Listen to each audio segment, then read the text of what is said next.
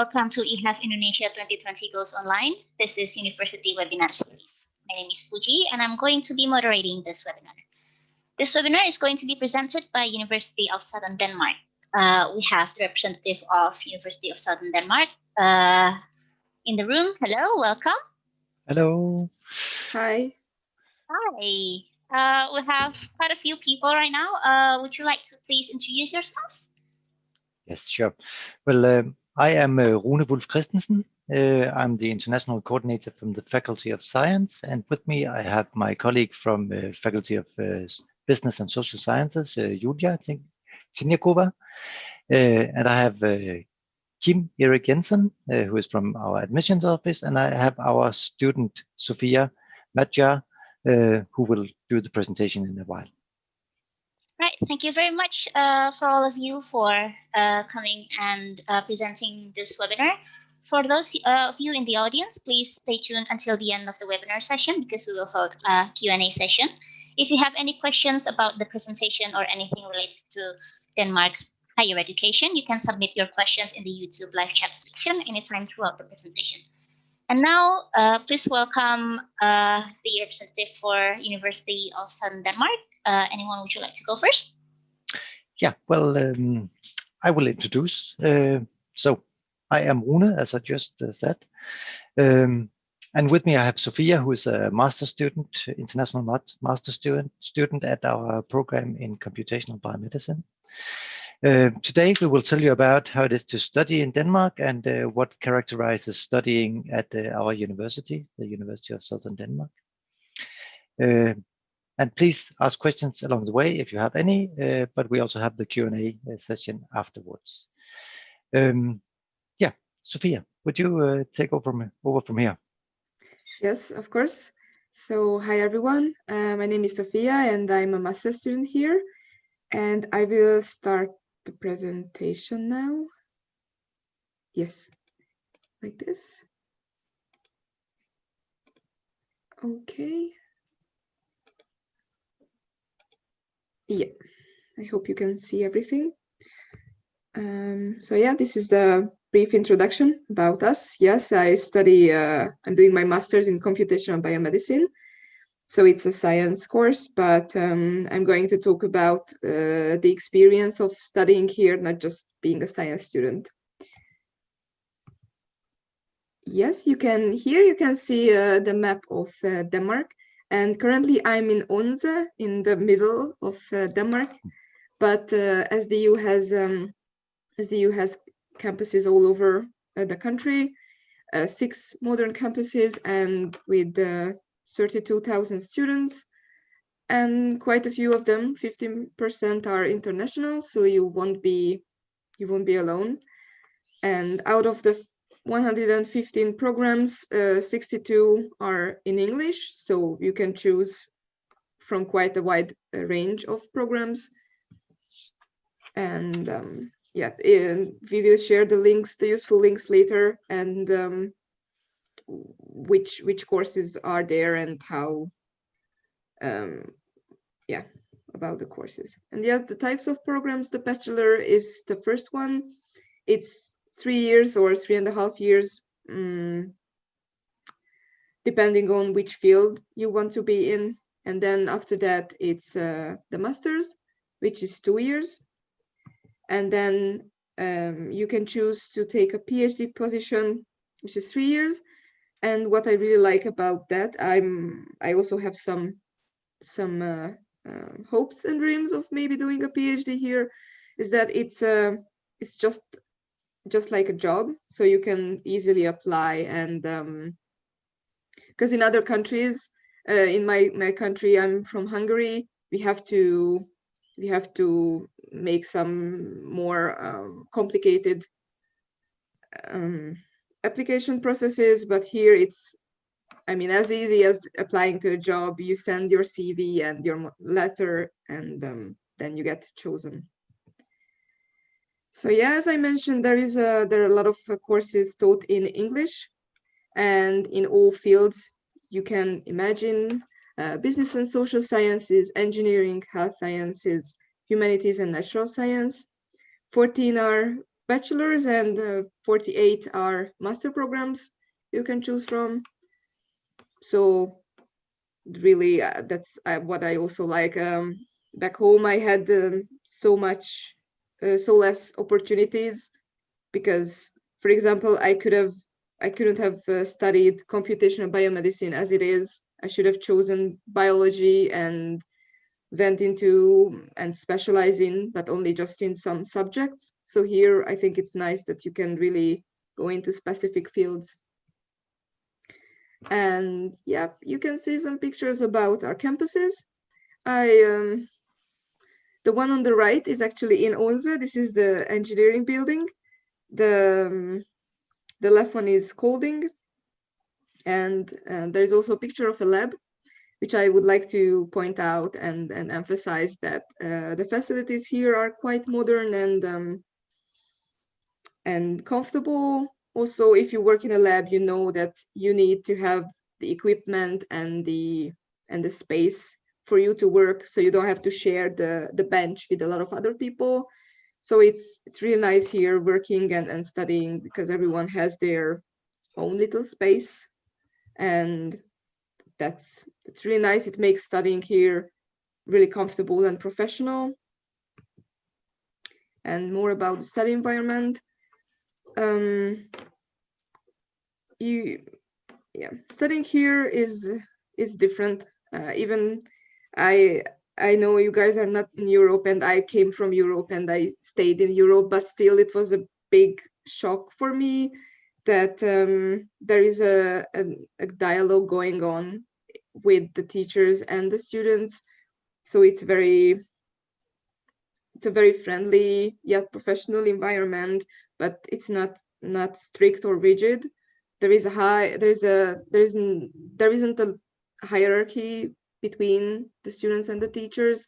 So it's called a flat hierarchy, and you can really have a conversation with your teachers. It's much easier to go to them about your problems, because it's not like going to someone you should be afraid of or anything. You can just have a friendly conversation with them also about your problems. It's encouraged. It's very, very encouraged to ask your questions yourself. Nobody is what I also experience is nobody is holding your hand, and nobody will ask if you are struggling with anything. If you need help, you have to take that first step, but then you get all the help you need, and that's really nice. Also, the classes are taught in smaller classes, and there are a lot of group work involved, which was also a new thing for me, and I have to say it's better, because you really, of course, when you have to be aware that studying isn't forever. Once you will stop, and then you will go out into the real world, and then join a company, or even if you do your PhD and then join academia, you will work in a group. So the sooner you get used to how to effectively make things happen in a group, the better. So that's really encouraged here. And of course, there is a close cooperation with internationals and local companies, which makes it so that you don't just study something that's so old and out of date, because you see it in practice in the local companies. And also, if you're a business student or someone who would like to find a student job or go and do a project with a company not in academia, then you have the opportunity to do so. And there is a 24/7 campus access, which is nice. Of course, you can go to the library anytime you want, but also it means that because you have to work a lot in groups, you have a space where you can work uninterrupted. You can book a little room, or you can find a place in the library where you can have your own space, and that's nice. And also, if you want to do it alone. For example, we have exams coming up and then you just want to find space, then that's also a thing, which is, I know, like currently it's with home offices it's not a thing, but usually I can't really go study at home because yeah, I just do something else. So I can alternatively I can come in at university and find my own space. But now I don't have to do it because as a master student, I'm already doing my thesis, and as you can see, I'm in my office, which I share with one other person. So that's also a big plus for me that I have my own desk and I can always do my work in a nice way. And yes, yeah, as I mentioned, now with the COVID thing, everyone is safe. We share. It's only the two of us in a big room. So, and yeah, the university does everything for us so we can feel safe and clean with COVID going on. Yeah. Okay. And there is also the international environment. First of all, there are a lot of international students in all campuses. You can see the numbers on the screen, but also most probably you will live in a dorm, and there you share your space with other students, and not just international, but also Danish students, which really helps with integration, with finding Danish friends, and just making your non-studying time more valuable and fun, because you will be really far from home and you need to find your new family, in a way, a community you can be part of. And student organizations are a nice way to do that. We have a student bar, not currently, but usually we have a student bar or sport clubs, fitness center, or other event clubs. There is ESN, which is a student group, or for example, I'm part of a group. We do podcasts, so we talk to other students and teachers alike, and that's also something you can do. And if you're interested in staying or working in Denmark, we have a program called Career in Denmark, which helps you with anything you can imagine, how to enter the job market and how to find that, because it's different. I had to find out that the way you edit and format your CV is different, and the letter of the motivational letter is also a bit different. And there is also the question of, do you need to know Danish or not? Well, you don't have to. You can get by with English, but it's always nice to learn, and you have the opportunity to study Danish in the city, in most cities. I also started studying it because I want to stay first and foremost, but also in just everyday life, it's nice to know the language. That yeah. And also the dorms and apartments are close to the campus, so you don't have to be afraid that you have to travel a lot or commute a lot. Also, we always go by bike everywhere. Or if you don't, because for example, the campus in Odense, the one on the pictures, it's like 5 minutes on foot from campus, so you don't even need the bike. And in those dorms and apartments are really nice, and it's also a guaranteed accommodation, which was, for me, was super, because I didn't have to find it myself. I just had to apply, and that's one thing you have to keep in mind, that you have to apply way before you know if you got accepted or not. You apply, you fill out the form and say your preferred qualities, like how many people you want to share your apartment with, things like that. And yeah, of course, I think it takes out a big factor of being worried about coming here, because you know that it's going to be taken care of and you won't be scammed or anything, because unfortunately if you don't apply through this service, I've heard about people losing their deposit because they came and then they realized that the apartment they wanted to rent was not actually available, or maybe didn't even exist. So I highly recommend trying to apply through here. And you can see the prices in US dollars. It's a rough estimate. Yeah, that's something you have to keep in mind, that Denmark is a really expensive country. So especially the dorms are, I mean, I wouldn't say pricey, because if you don't live in a student accommodation, it's even more expensive. But yeah, you have to. This is something you have to count with. And here you can see some general outline of the cost of living, the accommodation, the food, and yeah, health insurance is free. But other than that, nothing is.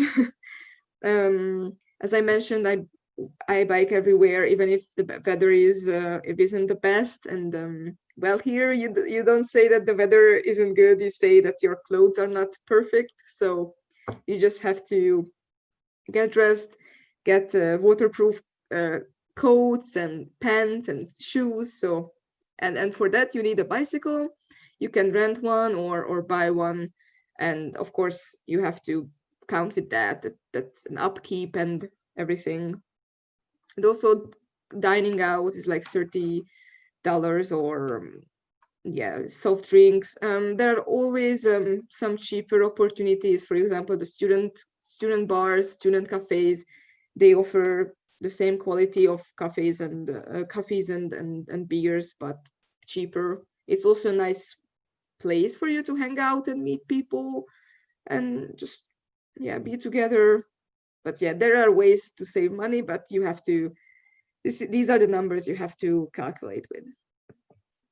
And what can you expect? Well, a strong research-based education, which no matter the field, no matter if you want to go to science or economics or whatever else, it means that you will be able to write your thesis, your bachelor, your master thesis in a very well-prepared group, and in themes or topics you can just imagine, because there's a lot of research going on here. So it, yeah, for me that was also really nice, that I could just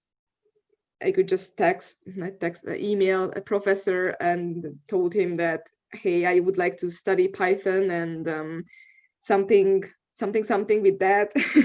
And he offered me a lot of opportunities, and I could just choose. Or yeah, I could have gone to the hospital as well. So there's a lot of opportunities. There are also because, yeah, back home there's not always enough spaces in the study, like in research. So you really have to find your way and find a group that has openings. But here most groups have openings and are really happy to have you there. So that's a definite plus. And yeah, as I mentioned, international environment, but still you can find Danish friends and Danish connections, which is also a plus. Like, we are here in Denmark, that doesn't mean you don't want to hang out with Danish people, and they're also really nice and welcoming. And yeah, the study environment is definitely really nice. The offices, the everything that goes on with studying, with the help you get, the counseling, it's a definite plus. And yeah, there is a great focus on supporting the students, which means that you can, if you have some problems with from time management to you don't know what you want to be when you grow up, you can just find student counseling and they will help you. Or they also, I know that they also help with visa problems, or really anything you can experience. So that's a definite plus. And yeah, these are the ugly truth. The truth is that you have to pay tuition.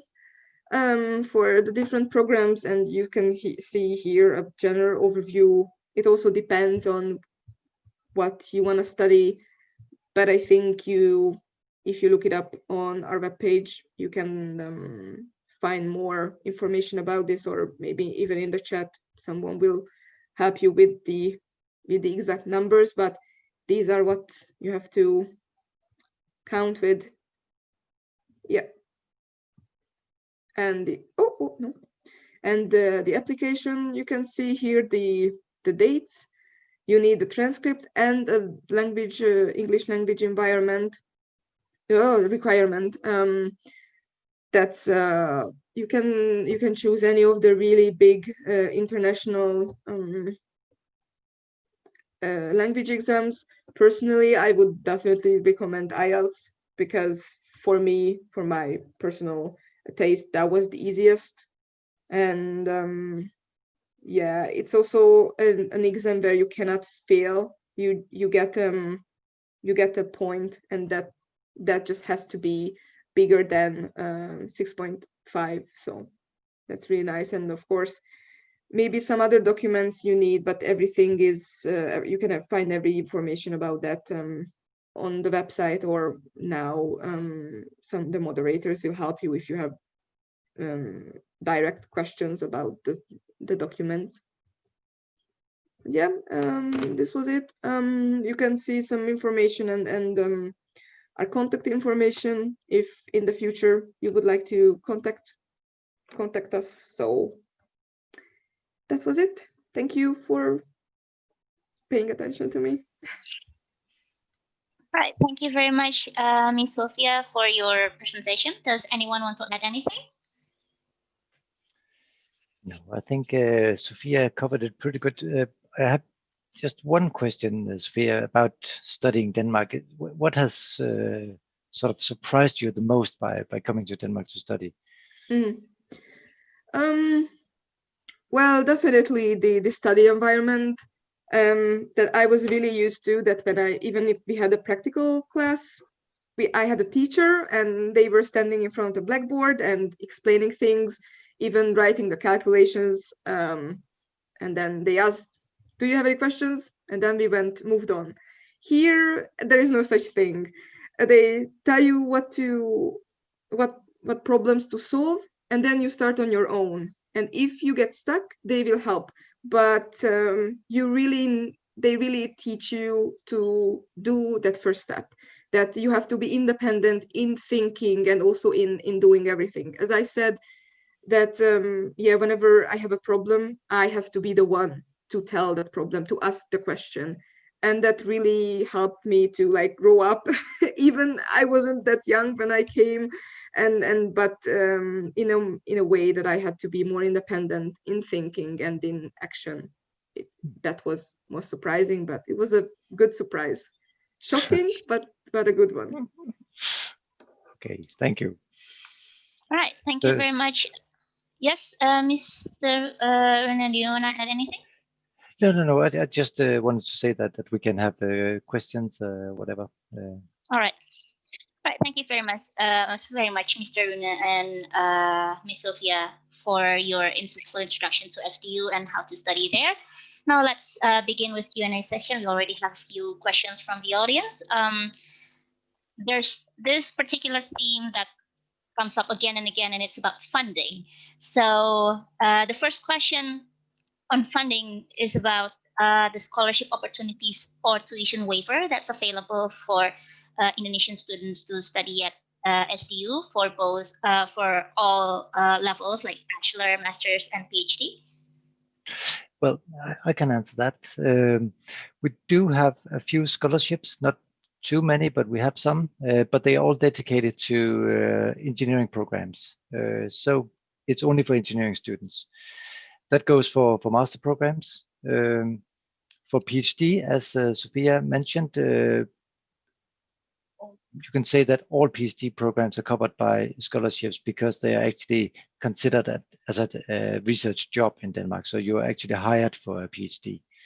So for PhDs, there wouldn't be a problem. But master students, we only have scholarships for engineering.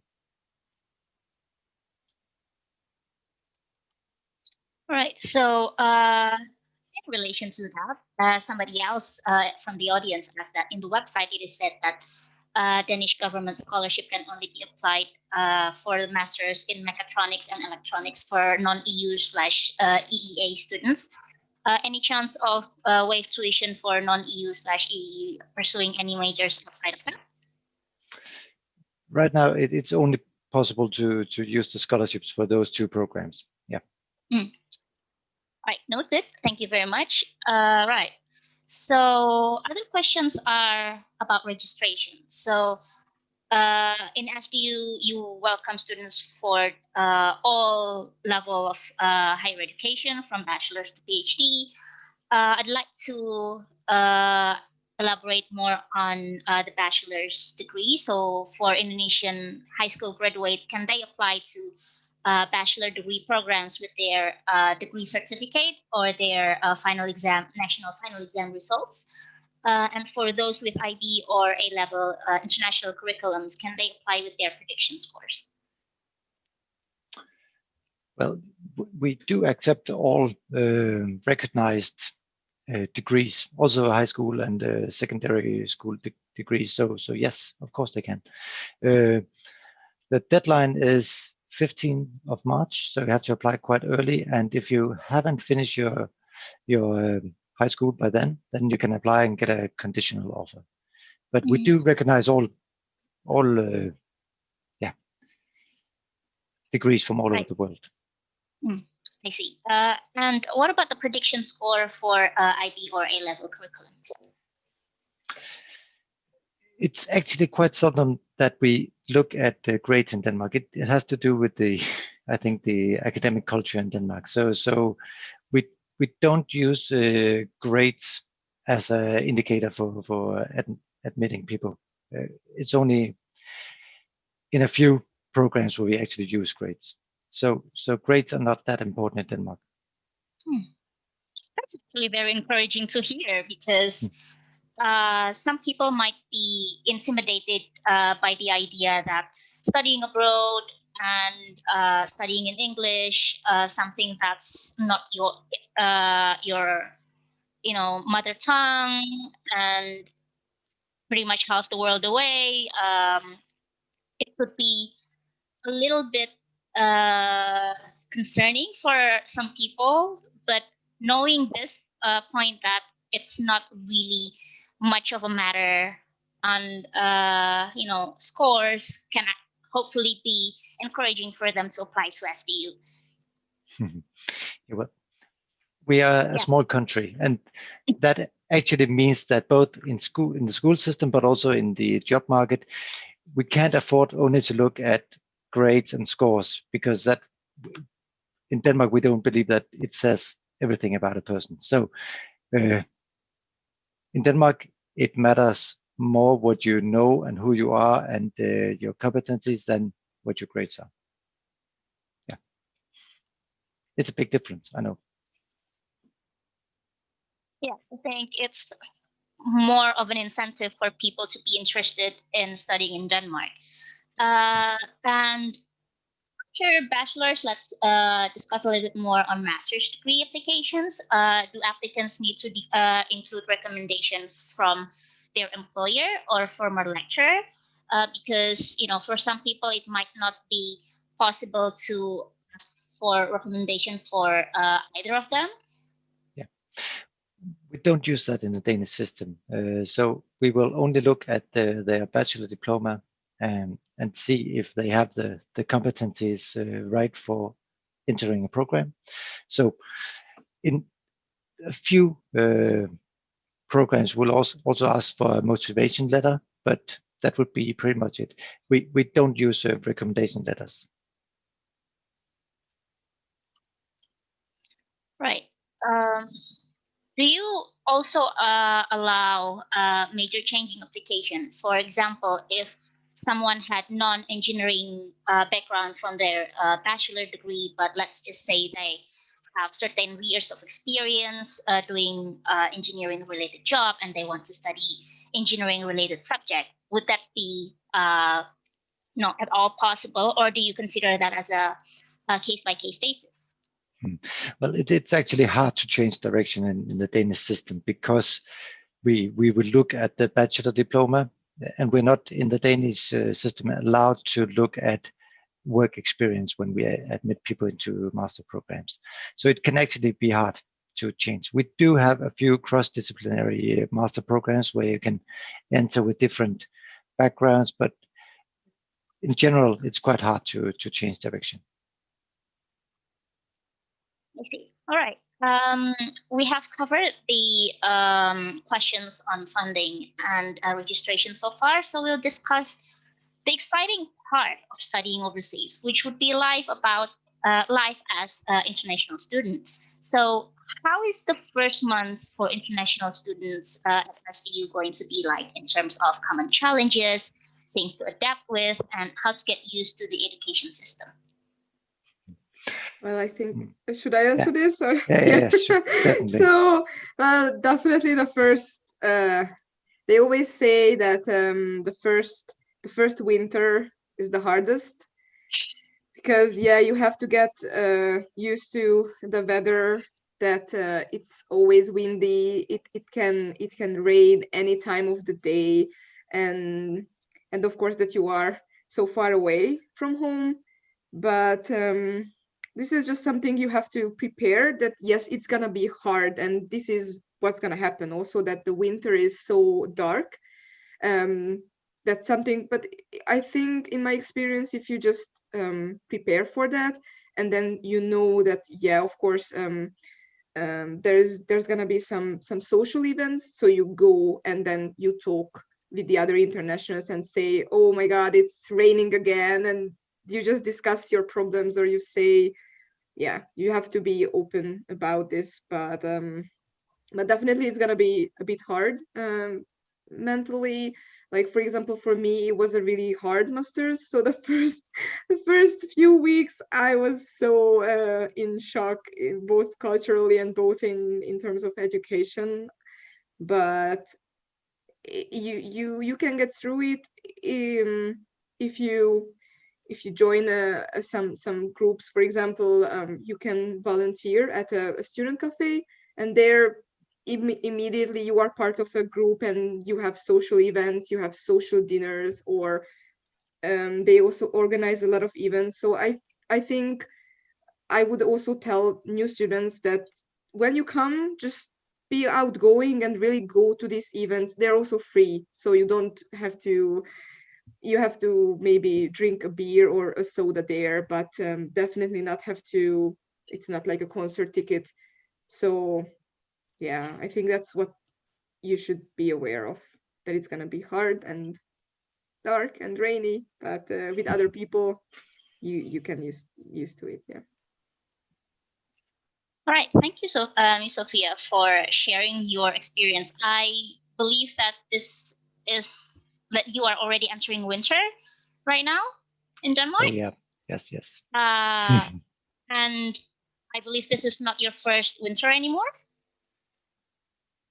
Oh yes, I've been here for more than a year. I came last August, but also I took winter because well, pretty quickly it turns winter in a way that September is also more wet and colder than the one I'm used to in Hungary.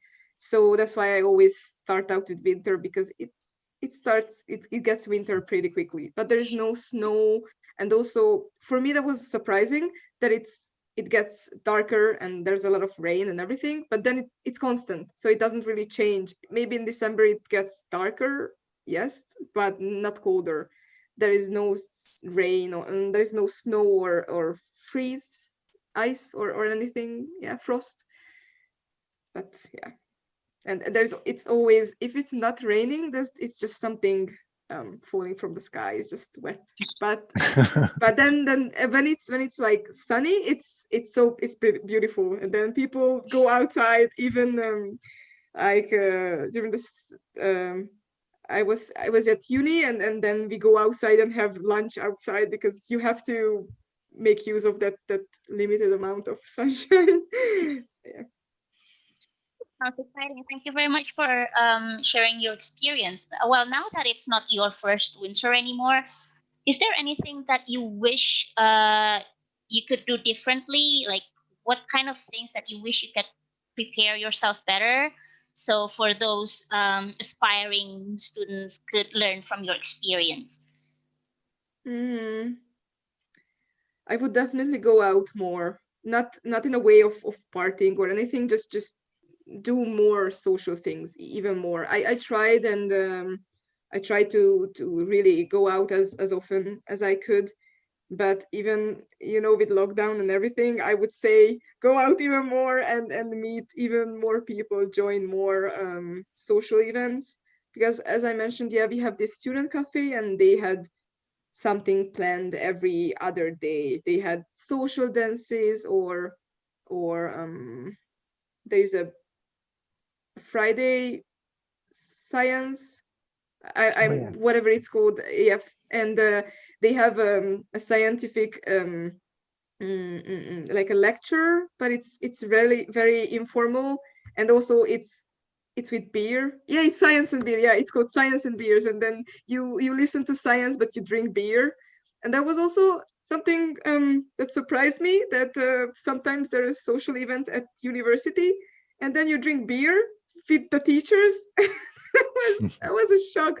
But I mean, the people don't get drunk, so it's not like a bar, like a pub. But yeah, it's more part of the culture that you go out and you drink one beer, and yeah, even if it's science or like study related. But yeah, I would do that more, and very less. I would definitely very less about I don't know, like I vary a lot, so I would say people to very less. And of course, there is a possibility to find work even as a non-EU citizen. And I was worried about not finding a student job, but then eventually everyone finds something. So yeah, and also to give time, because it won't happen in a week that you get used to the Danish culture, the Danish way of studying or anything, and really just be patient, because it can take even months, not just weeks. Right. Well, that's certainly an interesting way to mingle, and I hope it gives the audience more insight on Danish culture and being a part of it as an as international students. And to follow up your points on getting jobs. So, what is the job opportunities like after graduation from SDU? Is it, for example, common to have on-campus recruitments, or how can the students or graduates make the most of SDU support to find employment? Maybe I can answer Yeah. that. Yeah, we do support our students as much as we can finding jobs. So we have, as Sophia mentioned in her presentation, we have a Career in Denmark program running for all international students. It's an extracurricular program where you can learn about the Danish job market and get help networking and stuff like that. We also have career counseling, so you can get one-on-one guidance on what to do and which kinds of jobs to apply for. We also have networking events, career fairs, and stuff like that on campus. So we do what we can, and yeah. So if you reach out and you get make use of the offers we have, then there's a good opportunity, I would say. Right. Thank you, everyone, again for your presentation and sharing with us how it's like to be studying at SDU, and for introducing us to the institution as well. That is the end of our Q&A session. Thank you very much for coming and presenting and participating. I would also like to remind the audience of this webinar that EHAF 2020 will hold virtual fair on Friday and Saturday, where you can consult directly with the university representation of your choice. You can access the virtual fair through event.ehaf.id. Thank you for watching. Thank you very much, everyone, and we'll see you in our next session. Thank you very much. Bye bye. Bye-bye.